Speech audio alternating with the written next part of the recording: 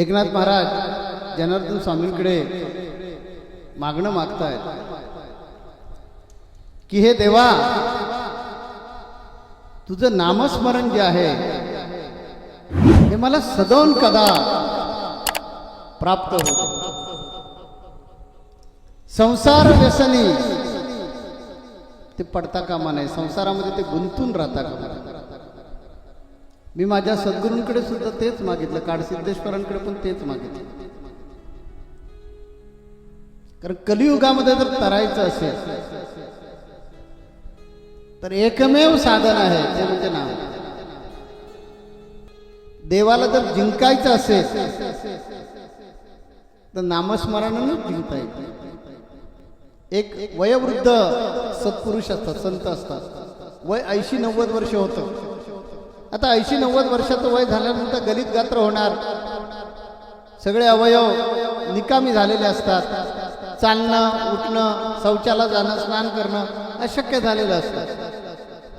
मग शिष्य गुरूंची सेवा करत असतात. त्यांना उठवून घेऊन जायचं, त्यानंतर त्यांना आंघोळ घालायची, त्यांना अंथरुणात झोपवायचं, जेवू घालायचं. मग काही दिवसानंतर काही जणांवर परिणाम होतो, मग लवकर बोलवलं तरी जायचं नाही वगैरे असे प्रकार सुरू झाले. सेवेमध्ये असणारे तत्पर असणारे काही शिष्य मागे पुढे होऊ लागल्याबरोबर एक दिवशी 15-16 वर्षाचा चुणचुणीत मुलगा त्या महाराजांच्या सेवेमध्ये आला आणि तो बाकीचे जसे शिष्य सेवा करायचे त्यांच्यापेक्षाही आदबीनं अगदी तत्परतेनं सेवा करू लागला. महाराजांना जरा संशय आला, हा कधी मी त्याला पाहिलेला नाही, हा माणूस कोण आहे, हा कुठला शिष्य आहे माझा. अतिशय प्रेमाने अतिशय जिव्हाळ्यानं, मी जसं काय त्याचं लहानच मूल आहे, माझं वय 80-90 वर्ष, ते मूल 15-16 वर्षाचं आहे आणि मी त्याचं जसं काय मूल आहे अशा प्रकारच्या सेवा करतो. म्हणून त्या महाराजांना संशय आला आणि सेवा करताना एक दिवशी त्याने गपकन त्यांचा हात पकडला आणि त्या मुलाला विचारलं, शिष्याला विचारलं, खरं सांग तू कोण आहे,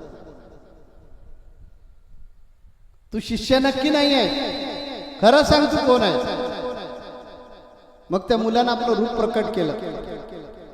तो प्रत्यक्ष परमेश्वर होता.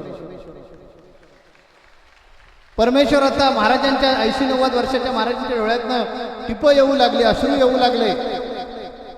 त्यांना सद्गतीत झाल्यासारखं वाटलं, अरे इतके दिवस सेवा करतोय तो देव करतोय माझी सेवा, मी किती पापी माणूस आहे, मी देवाकडून सेवा करून घेतली.